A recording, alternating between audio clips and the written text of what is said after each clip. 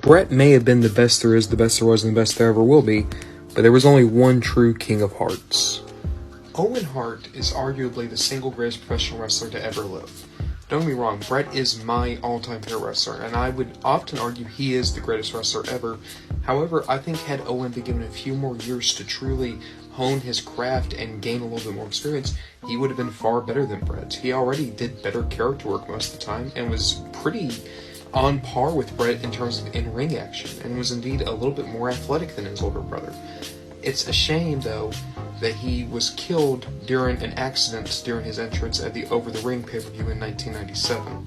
It's one of the greatest tragedies to ever befall wrestling, and a lot of it just boils down to the fact that Owen is one of the true good guys of the business. No one ever has anything bad to say about him. So the worst thing anyone can say about Owen is he had a bad accident with Stone Cold Steve Austin, and even Austin admits that it was just that, an accident.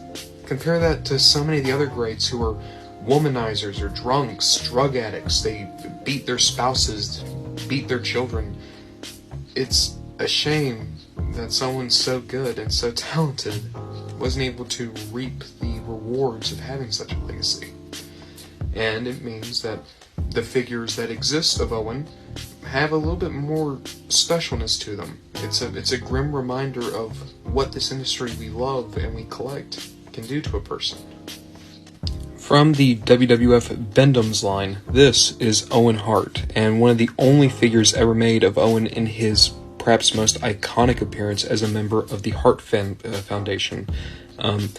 It's also probably the last figure that we'll ever get of Owen in this particular costume, just due to the bad blood that still exists between his widow and the WWE, for very good reason, I would argue. Taking a closer look, and most of the time Bend-Ems don't have great likenesses, and this isn't spot on to Owen, but I'm kind of surprised at just how sharp it is. As for the costume, there's things that are misaligned, sure, but it's decent. For a cheap figure, this is really nice. You have no articulation, of course, it's just a rubber figure. In theory, you're supposed to bend these arms and they can hold any pose, but that's not how Bend-Ems ever worked. In truth, they kind of just go with your Galoob guys if you have them, or it could just be a smaller part of your LJN collection. I'm not really going to complain too much just because it's nice to have an Owen like this.